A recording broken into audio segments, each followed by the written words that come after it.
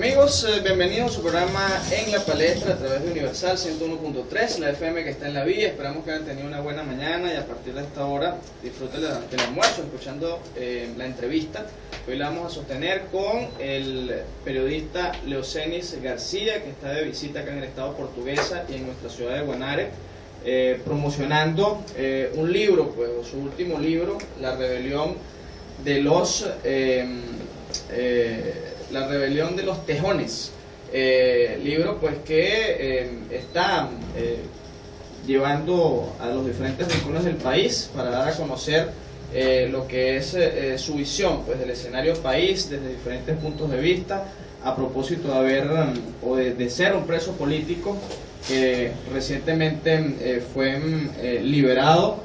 Y bueno, está haciendo este recorrido por el país. Él nos va a contar pues los detalles de este libro y vamos a hablar sobre temas diversos del escenario país. Llegamos hasta ustedes cortesía de Servicios 3000, la venta de radiadores más completa de la ciudad. Nos indican que hay cadena nacional.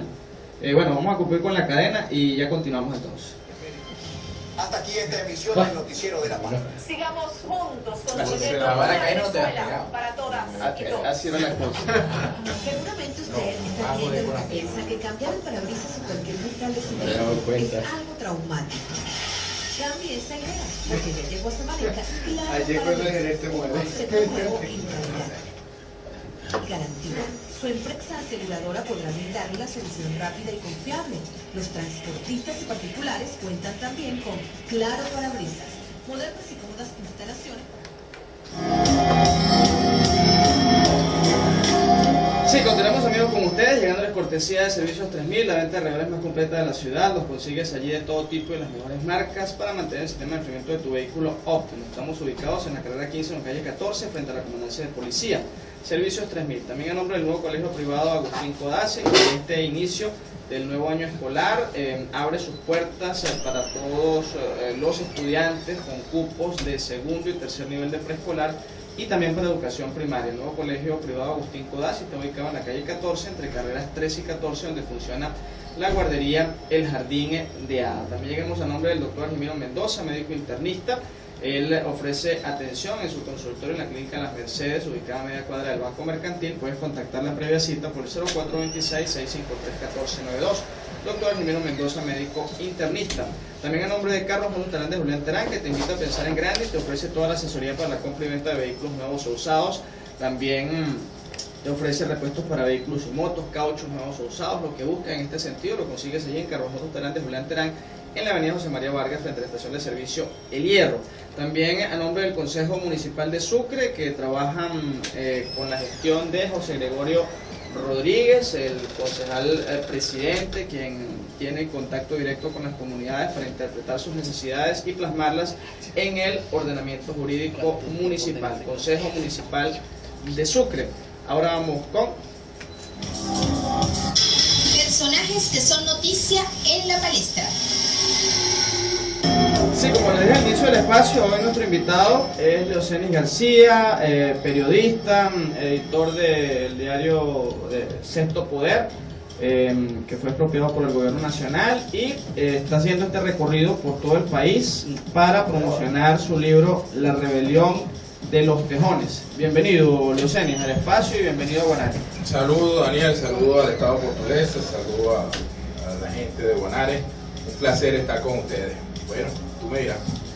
Sí, Leocenis, bueno, primeramente quisiera que nos contaras qué es lo que más o menos muestras en este libro, La Rebelión de los Tejones, por qué el nombre, digamos que llama la atención el nombre del libro.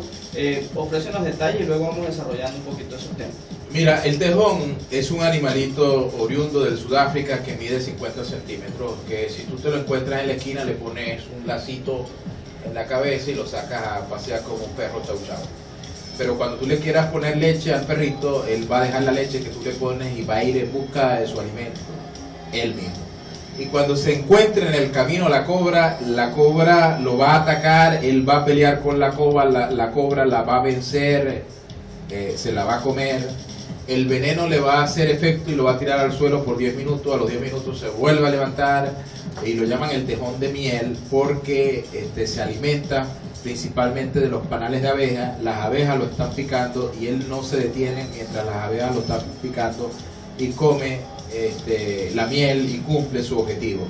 Mientras él va abriendo el camino, los grandes bravucones de la manada se quedan mirándolo cómo vence a la cobra, cómo vence al león. Está registrado en el libro de récord Guinness como el animal más valiente de la creación. Y luego que él abre camino, los grandes bravucones, el buitre, etcétera, vienen a comerse las sobras que el tejón ha dejado. Eso para mí es el ciudadano, el individuo, el venezolano.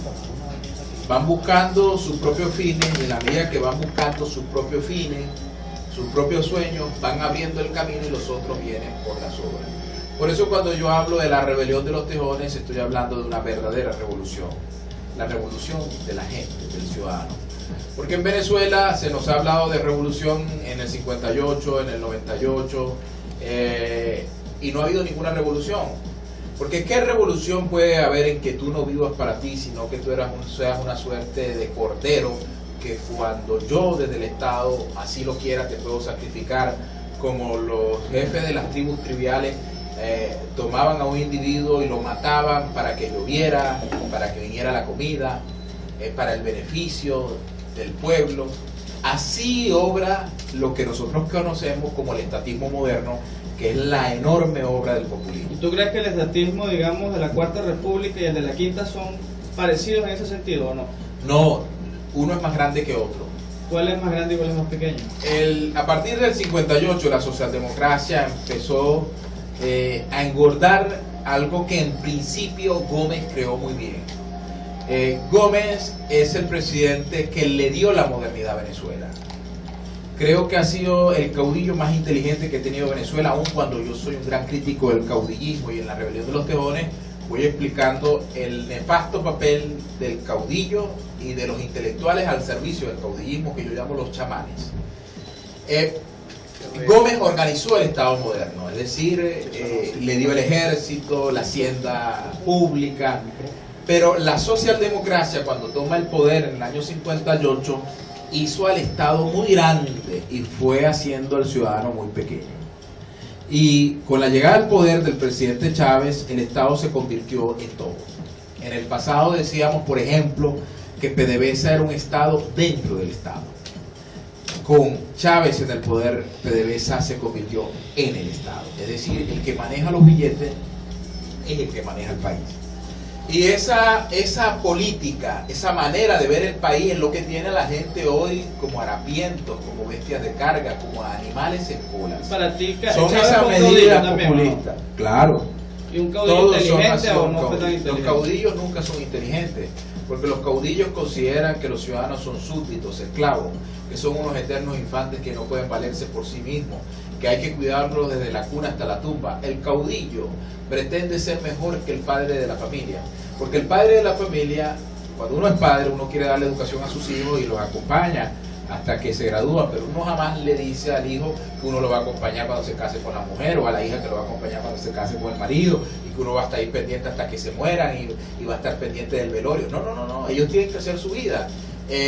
Y uno ama, nadie ama más a los hijos que uno, pero el Estado dice que él es más bueno que uno, y dice, bueno, todo ese humo que venden, seguridad social, pensiones, subsidios, ayuda, que se terminan convirtiendo en, que yo no tengo que explicar esto hoy aquí en Guanare de manera profunda, porque la gente sabe que todo eso fracasó, la gente sabe que recibe una bolsa de plata que no sirve para comer. ¿Desde cuando estabas detenido o no? Sí, ese libro lo escribí. Yo he escrito 3 libros y todos los 3 los he escrito desde la cárcel. Uno que no me gusta, ojalá que sienta que se agotó, y bueno, es un libro que jamás yo volvería a imprimir, que es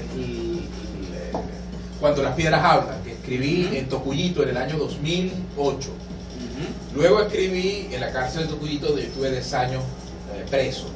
Después en el DIN, la Dirección de Contrainteligencia Militar, escribí un libro muy poderoso que me ha dado grandes satisfacciones, que he dedicado a los jóvenes, se llama Venezuela Rebelde con Causa, que es un libro para los jóvenes. Y ahora que estuve en el SEBIN, en mi última visita al SEBIN, Tú sabes que ahí el gobierno me tiene siempre una suite preparada. En mi última visita al SEBIN escribí La Rebelión de los Tejones. Ahora, La Rebelión de los Tejones es un proyecto de país. Ajá. Es muy claramente una propuesta del país que debemos construir el día después. A tu juicio, ¿cuál es ese país? Ese país es un país más allá, como el poema que rezaba Mandela en la cárcel, más allá de los horrores de la sombra. Y más allá de los horrores de la sombra es construir una sociedad realmente libre. Para construir una sociedad realmente libre tú tienes que permitir que el ciudadano sea libre. Y la única libertad que yo predico es la libertad económica, la libertad de tú hacer con tu dinero lo que tú quieres, de decidir sobre tu propiedad y lo que es más importante, decidir sobre tu vida. En la medida que tú haces esto, entonces empiezan a surgir en la sociedad unos valores que yo llamo los valores de la prosperidad.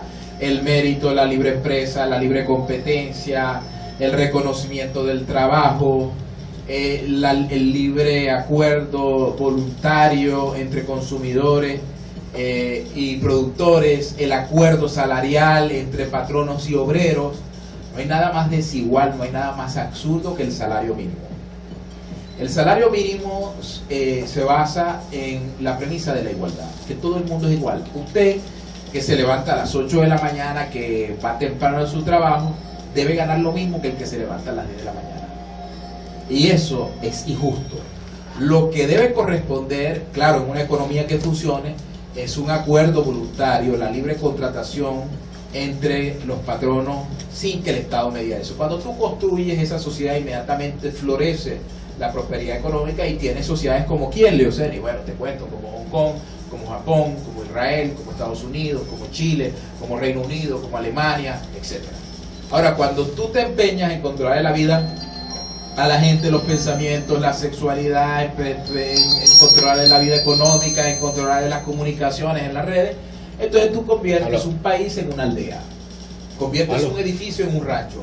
Y pasa lo que pasó, por ejemplo, en la Alemania Oriental, que cuando cayó el muro de Berlín y la gente de Alemania Occidental, que estaba viviendo una gran época de prosperidad, se quedó asombrada al ver a aquellos harapientos que estaban bajo el yugo comunista. O lo que pasa en Zimbabue durante el yugo de Mugabe, lo que pasa en Cuba, lo que pasa en Haití, y bueno, ¿cómo calificas tú el tema venezolano, el escenario económico y social de Venezuela? Porque, por ejemplo, desde la revolución hay sectores que se declaran más revolucionarios que cualquiera y aseguran que Venezuela todavía vive bajo un estado burgués, vive bajo un estado digamos donde reinan las leyes del capitalismo, y aseguran esto, y que por esa razón es que la revolución no ha podido ser exitosa. ¿Cómo calificas tú entonces Venezuela? Mira, Marx era un tipo muy letrado, Lenin era un tipo muy letrado, Stalin era un hombre muy letrado, Chávez era un tipo muy leído, Fidel. Pero ¿qué libro puede haber leído? ¿Qué puede saber esta clase política que está gobernando Venezuela? Que creen que la economía puede ser manejada desde un cuartel y creen que el problema económico, que es un problema como el de las mujeres funcionan por confianza, las mujeres no funcionan por pistola. Así funciona la economía no funciona a pistola. Estos tipos creen que la economía se podía resolver con una Asamblea Nacional Constituyente. Digo más, el presidente de la República, Nicolás Maduro, dijo que el problema económico lo iba a resolver la Asamblea Nacional Constituyente. Te cuento, desde que se instaló la Asamblea Nacional Constituyente, el dólar se disparó desde 10.000 a 20.000. El kilo de arroz se incrementó un 100%. Todos los productos Pero ellos se han atribuyen encarecido. estos agentes económicos que están jugándole al revés. ¿A qué el agente económico? Agentes económicos externos que le juegan al revés al gobierno para quebrarlo. Eso es lo que dicen, pues. No, yo creo que en Venezuela, ciertamente, como dice el presidente Maduro, hay una enorme guerra económica.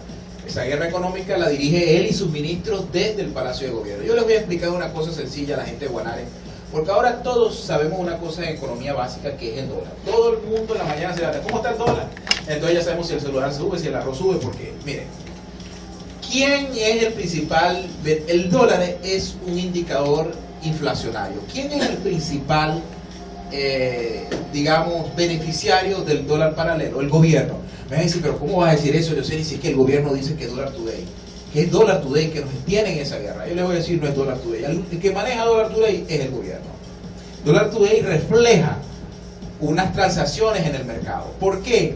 Porque el dólar puede valer 10.000, 20.000, 30.000, 80.000, 100.000, siempre y cuando existan esos bolívares para pagar ese precio. Y esos bolívares existen porque hay un ente que tiene una maquinita de imprimir billetes y eso se llama gobierno. Y el principal usuario de los bolívares, del diferencial cambiario, de esa especulación inflacionaria, es el gobierno, que usa esos bolívares ¿para qué? Para sus redes clientelares, CLAC, no sé qué, consejos comunales, etcétera. Porque está interesado no en la prosperidad de la gente, sino ¿Cómo en calificas tú mantenerse en el entonces poder. el sistema económico que rige en Venezuela? ¿Cómo lo calificas tú? En función de eso. Pero es que en Venezuela no hay ningún sistema económico. En ¿Qué Venezuela hay? hay un sistema de destrucción de las libertades civiles, de las libertades económicas, y cuando tú destruyes la libertad económica conviertes al país en lo que es hoy Venezuela. El presidente Maduro no es un presidente, es el jefe de una aldea, es un amo. Y un amo necesita esclavos, un presidente necesita ciudadanos. Un país tiene un presidente y un ciudadano. En cambio, una aldea, una jungla, tiene un amo y unos esclavos. Y el amo siempre es el tipo simpático de la partida y los esclavos están aspirando a sobrevivir. ¿A qué hora me dan el agua? ¿A qué hora me dan el arroz? ¿A qué hora me dan el azúcar? Entonces no tiene derechos, no protesta, no los exige porque cree que su vida está destinada a eso. Yo te quería decir una cosa, Daniel España, tiene un nombre así imperialista. Mira, te quería decir una cosa. Lo más importante... Ex-imperialista, pero ya España no es Mira, imperialista. lo más Burgués. importante... Burgués. Lo más importante que nosotros tenemos como ser humano, lo más importante, no hay nada más importante que la vida y el tiempo. Y regímenes como el que estamos viviendo en Venezuela te quitan la vida y el tiempo. Nosotros tenemos que trabajar, producir riqueza, vivir con nuestra mujer, con nuestros hijos, ser feliz. Ese es el sentido de la vida. Hay otros que dicen que el sentido de la vida es otra cosa. Para mí ese es el sentido de la vida. Agarrar a tu vieja, darle un beso a tu mujer, a tus hijos, darles protección económica. Esa es la vida. Pero regímenes, eso funciona dentro de una sociedad de libre mercado. Ahora, dentro de una sociedad socialista o con controles económicos, dentro de esta con la sociedad, socialdemocracia, a ti te quitan esto, te quitan el tiempo y te quitan la vida. Y tu tiempo que lo debes, ¿quién hace el amor en este país? Tranquilo, bueno, hay que hacerlo por necesidad, pero te tienen ocupado en todo una cosa que no es vivir, que es hazte la cola para comprar el azúcar, hazte la cola para comprar el arroz, hazte la cola para la gasolina. Entonces se cumple aquello que Ayn Rand, la gran madre de la filosofía del objetivismo, decía sobre el socialismo. Ayn Rand decía que el socialismo te convertía en bestias de carga y eliminaba al ciudadano. Y tenía que tener una suerte de mulas que iban de pasto en pasto, ocupados de sobrevivir en vez de vivir. Es decir, no es un problema tan sencillo como lo que plantean los políticos, así tan alegremente. El problema es de los valores que hemos sembrado en la sociedad y qué valores vamos a sembrar, porque todo esto que yo estoy contando aquí es puro bla bla bla.